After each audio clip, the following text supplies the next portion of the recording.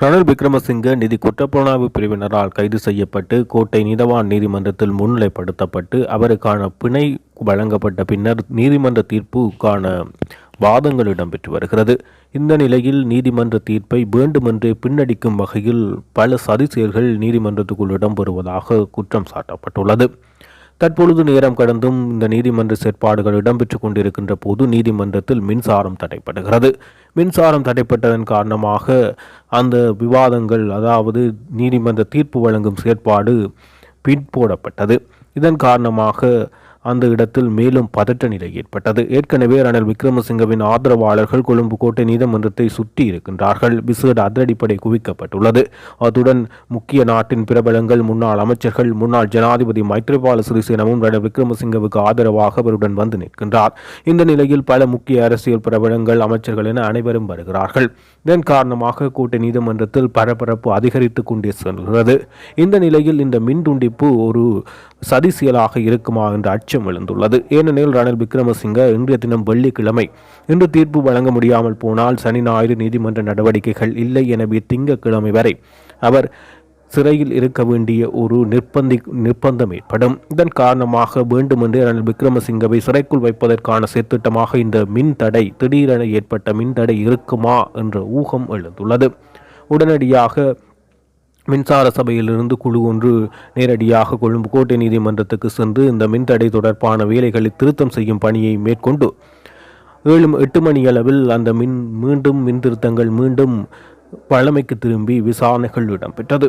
இந்த நிலையில் இந்த மின்தடை பெரும் குழப்பத்தை ஏற்படுத்தி ரணில் விக்ரமசிங்கவை சிறையில் அடைப்பதற்கான சதித்திட்டமா என்ற கேள்வி வலுப்பெற்றுள்ளது. ஏன் இந்த கைது இடம்பெற்றது என நாங்கள் நிச்சயமாக பார்க்க வேண்டும். ஏன் இந்த கைது இடம்பெற்றது? ரணில் விக்ரமசிங்க கடந்த கால ஆட்சியாளர்கள் அவர் பல்வேறு ஊழல்கள் மேற்கொண்டார். அவருடைய குற்றங்கள் பல்வேறு, அர்ஜுன் மகேந்திரனுடைய பிணைமுறி விவகாரம் மற்றும் பல்வேறு நபர்கள் மோசடி செய்வதற்கு, குற்றங்கள் செய்வதற்கு ரணில் விக்ரமசிங்க உதவியாக இருப்பார். குறிப்பாக ராஜபக்ச அரசாங்கத்துடன் அரசியல் ரீதியாக, கருத்து ரீதியாக, கொள்கை ரீதியாக அவர் ஒரு முரண்பட்ட கருத்தினை கொண்டு ஒரு முரண்பட்ட அரசியலை மேற்கொள்கின்ற ஒரு வெளிப்படுத்தலை ஒரு சமூகத்திற்கு வெளிப்படுத்தினாலும் உள் ரீதியாக ராஜபக்சவுக்கு பல்வேறு நெருக்கடியான சந்தர்ப்பங்களில் ரணில் விக்ரமசிங்க உதவி செய்யக்கூடியவராகவும், அதே போல் ரணில் விக்ரமசிங்கவுக்கு நெருக்கடியான சமயங்களில் உள் ரீதியாக முழுமையான உதவிகளை ராஜபக்ச அரசாங்கம் செய்யக்கூடிய நிலையிலும் இரு தரப்பான ஒரு மறைமுகமான உறவினை இருவரும் பேணியுள்ளார்கள். இந்த நிலையில் இவருடைய 50 வருடத்திற்கு மேற்பட்ட அரசியல் வாழ்க்கையில் ரணில் விக்ரமசிங்கவை மிஸ்டர் கிளீன் என தொடர்ச்சியாக வர்ணிப்பார்கள். ஆனால் இன்றைய தினம் அனுர அரசாங்கம் அந்த மிஸ்டர் கிளீன் என்ற பட்டத்துக்கும் ஒரு கரும்புள்ளியை உருவாக்கியுள்ளது என்றே கூற வேண்டும். இந்த விடயம் தொடர்பாக நாங்கள் பார்க்கின்ற போது ரணில் விக்ரமசிங்க கோட்டபய ராஜபக்சவினுடைய ஆட்சி கவிழ்க்கப்படுகிறது. கவிழ்க்கப்பட்டு அவர் நாட்டை விட்டு தப்பியோடிய நிலையில் நாட்டை யார் பொறுப்பேற்கக்கூடிய நிலையில் இவர் முன்வராத நிலையில் ரணில் விக்ரமசிங்க ஒரே ஒரு தேசிய பட்டியல் பாராளுமன்ற உறுப்பினராக பாராளுமன்றத்திற்குள் நுழைந்தவர் பிரதமராகிறார். மஹிந்த ராஜபக்ச பதவி விலக வேண்டும் என்ற கோரிக்கை முன்வைத்து மஹிந்த ராஜபக்ச பதவி விலகி திருகோணமலை ராணுவ முகாமில் தஞ்சம் போகிறார். இந்த நிலையில் பிரதமராக ரணில் விக்ரமசிங்க அந்த ஒற்றை பாராளுமன்ற உறுப்பினர் என்ற ஒரு பதவி பிரமாணத்தை வைத்துக் கொண்டு பாராளுமன்றத்திற்குள் நுழைந்தவர் பிரதமராகிறார். பிரதமரானவர் அதன் பின் கோட்டபாயா தப்பி செல்ல ஜனாதிபதியாகிறார். அவருடைய தேர்தல் வரலாற்றில் அவர் தொடர்ச்சியாக ஜனாதிபதி தேர்தலில் தோல்வியுற்ற போதிலும் பிரதமர் பதவி அவருடைய தேசிய அரசாங்கம் இணைப்பினூடாக கிடைத்ததை தவிர அவருடைய தேர்தல் போட்டிகளில் அவர் தோல்வியடைந்த வரலாறு தொடர்ச்சியாக இருந்தது. இந்த நிலையில் அவர் கோட்டபாயாவினுடைய மிச்சம் ஆட்சி காலத்தை எடுத்து அந்நாட்டு வங்குரோத்தடைந்திருந்த நிலையில், வரிசை யுகம் இருந்த நிலையில் நாட்டை முன்னோக்கி கொண்டு செல்வதற்கான முயற்சிகளை மேற்கொண்டு நாட்டை முன்னோக்கி கொண்டு செல்கின்ற படிநிலைகளை உருவாக்கினார். வரிசை யுகங்கள் இல்லாமல் போனது. ஓரளவு மக்களினுடைய பொருளாதார நிலைமைகள் வளமைக்கு திரும்புகின்ற செயல்பாடுகள், சமிக்ஞைகளை காட்டும் விதமாக அவருடைய நடவடிக்கைகள் அமைந்தது. இதற்கு தொடர்ச்சியாக பல்வேறு எதிர்ப்புகளும் தொடர்ச்சியாக ஆட்சி கவிழ்ப்பு காரணமான அறகலைய போராட்டமும் ஒரு பக்கம் தொடர்ந்து கொண்டிருந்தது. இந்த நிலையில் ஜனாதிபதி தேர்தலை நடத்தி இம்முறை மக்கள் தேர்தலினூடாக, மக்கள் வாக்குகளினூடாக அதிகாரமிக்க ஒரு தலைவராக உருவாக்க முடியும் என்ற நம்பிக்கையில் தேர்தலில் போட்டியிடுகின்ற ரணில் விக்ரமசிங்க தோல்வியடைகிறார். இந்த நிலையில் அவர் அந்த ஜனாதிபதியாக பதவி வகித்த காலப்பகுதியில் நாட்டினுடைய வங்கோத்து நிலையை பொருட்படுத்தி பல்வேறு சர்வதேச நாடுகளிடம் நாட்டினுடைய வங்கோத்தில் இருந்து மீட்பதற்கான குடற்பயணங்களை மேற்கொண்டார். இந்த நிலையில் அதற்காகவே பயண செலவுகள் அதிகமாக பேசப்பட்டது. ரணில் விக்ரமசிங்கவை பொறுத்தவரை குறைந்த நபர்களுடன் வெளிநாட்டு பயணங்கள் மேற்கொள்வதில்லை. அதிகூடிய நபர்களை அழைத்து வெளிநாட்டு பயணங்கள் செல்வது வழமை. இதனால் அரசாங்கத்திற்கு பல கோடிக்கணக்கான செலவு இவருடைய அரசாங்க பயணங்களின் ஊடாக இடம்பெற்றது. இதை அனுர் அரசாங்கம் கிண்ட ஆரம்பித்தது. ஆனால் இவர் சிக்கிய விடயம் என்னவென்றால், இவர் அமெரிக்காவுக்கு தன்னுடைய வெளிநாட்டு உத்தியோகபூர்வ பயணம் மேற்கொண்டு முடித்து வருகின்ற போது லண்டனுக்கு செல்கிறார்.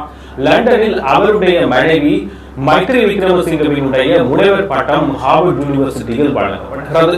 அந்த முனைவர் பட்டமளிப்பு விழாவுக்கு மனைவிக்கு வழங்கப்படும் பட்டத்திற்காக அவர் அங்கு சென்றிருக்கிறார். இது அவருடைய முழுக்க தனிப்பட்ட ஒரு விஜயம்.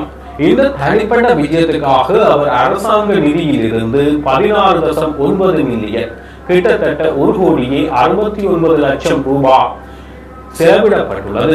இது அரச நிதி, அரசாங்கத்தினுடைய நிதி தவறாக செலவிடப்பட்டுள்ளது.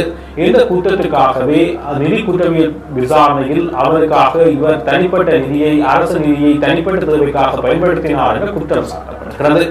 இதை தொடர்பாக குற்றப்புலனாய்வு பிரிவு, நிதி குற்றப்புலனாய்வு பிரிவு தன்னுடைய விசாரணைகளை ஆரம்பித்து அதனுடைய முதல் கட்டமாக அப்பொழுது ஜனாதிபதியாக இருந்த போது ஜனாதிபதி செயலாளராக இருந்த சமன் ஏகநாயக்க குற்றப்புலனாய்வு பிரிவு விசாரணைக்கு அழைக்கப்பட்டு இது தொடர்பாக விசாரணை செய்யப்படுகிறது.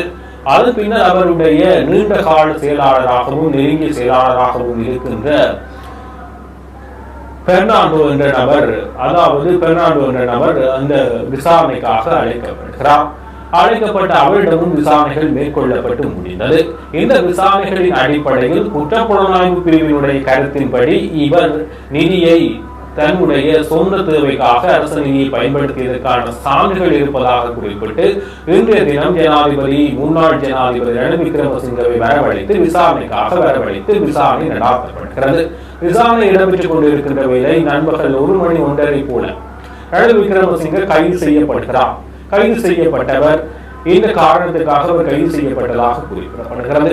ஏற்கனவே இந்த விவகாரங்கள் பேசப்படுகின்ற போது ரணில் விக்ரமசிங்கே விசேட அறிக்கையூடாக தன்னுடைய அலுவலகத்தினூடாக இந்த விடயத்தை மறுக்கிறார். தன்னுடைய தனிப்பட்ட பயணத்துக்காக தான் தனிப்பட்ட செலவுகளையே செய்ததாகவும் அரசு நிதியிலிருந்து அந்த பயணத்துக்கான எந்த விதமான செலவுகளை தான் செய்யவில்லை என குறிப்பிட்டார். இந்த நிலையில் நிதி குற்றப்புலனாய்வு பிரிவு அதிரடியாக கைது செய்கிறது. எனவே கோட்டை நீதவான் நீதிமன்றத்தில் உடனடியாக முற்படுத்தப்பட்டு அவர் பிணையில் விடுதலை ஆகிறார். ரணில் விக்ரமசிங்கவை கைது செய்ய வேண்டிய தேவை அனுர்குமார் திசாநாயக்கவுக்கு உள்ளது. ஜேவிபியினுடைய வரலாற்றில் ரணில் விக்ரமசிங்கவினுடைய பெயர் நிச்சயமாக மறைக்க முடியாத அத்துடன் மிகவும் அச்சம் தருகின்ற ஒரு பெயராகவே காணப்படும். இந்த பட்டலந்த விவகாரத்திலும் ரணில் சிக்க வைக்கப்பட முயற்சிகள் மேற்கொண்ட போதிலும் அதில் இருந்தும் தற்போது ரணில் விக்ரமசிங்க தப்பியுள்ளார்.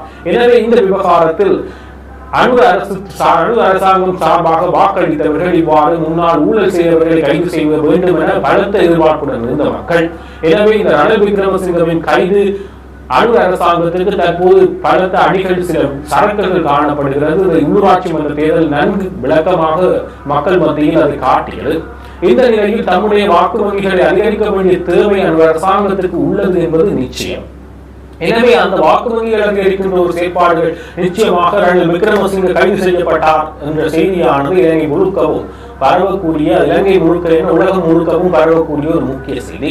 மிஸ்டர் கிளீன் என அழைக்கப்பட்ட அவருடைய வரலாற்றில் இந்த கைது என்பது இலங்கை வரலாற்றிலே முன்னாள் ஜனாதிபதி கைது செய்யப்படுகிற வரலாறு ஒன்று பதிவாகியது. எனவே இது ஒரு வரலாற்று சம்பவமாக மாறியுள்ளது. எனவே இதனை அனுர் அரசாங்கம் செய்வது என்பது அனுர் அரசாங்கத்தின் வாக்கு வங்கிக்கு நிச்சயமாக ஒரு பலமான விடயமாக அமையும். ஆனால் துரதிருஷ்டவசமாக இன்றைய தினம் அந்த கைது, இப்பொழுது ரணில் விக்ரமசிங்க கைது செய்யப்பட்டதை மக்கள் ஒரு சிலர் கொண்டாடினாலும் ஒரு சிலர் அதனை பிழையாக பார்க்கிறார்கள். அவர் மீதான அனுதாபம், ரணில் விக்ரமசிங்க மீதான அனுதாபம் அதிகரித்து வருகின்றது என்றே குறிப்பிடலாம். இன்றைய தினமும் பல்வேறு நபர்கள் அவருக்கு ஆதரவான கோஷங்களை எழுப்பினார்கள். ரணில் விக்ரமசிங்கவின் மீதான அனுதாபம் தற்போது அனுதாபமாக அது திரும்புகின்றதா, இந்த கைது அவர் மீதான அனுதாபமாக திரும்புகின்றதா என்ற ஒரு நிலைமை தற்போது ஏற்பட்டு அதுவும் அரசாங்கத்திற்கு நெருக்கடியாக மாறுகின்ற ஒரு சூழ்நிலை ஏற்படலாம். எனவே இப்பொழுது மக்கள் ரணில் விக்ரமசிங்கவை விட மஹிந்த ராஜபக்ச அதைவிட ரணில் விக்ரமசிங்கவை விட பல கோடிகள், இவர் 1 கோடி அதைவிட பல கோடிகள் மோசடி செய்தவர்களை ஏன் கைது செய்யவில்லை என்ற கேள்விகள், ஏன் அவர்கள் மத்தியில் மௌனமாக இருக்கிறீர்கள் என்ற கேள்வி தற்போது அரசாங்கம் மீது மிகவும் காத்திரமாக முன்வைக்கப்பட்டு வருகிறது. எனவே இந்த ஒரு நிலையில் தற்போது இந்த கைது என்பது நிச்சயமாக ஒரு பேசுபொருளான விடயமாகவே பார்க்கப்படுகிறது. இப்போது அவர் பிணையில் விடுதலையாகியுள்ளார்.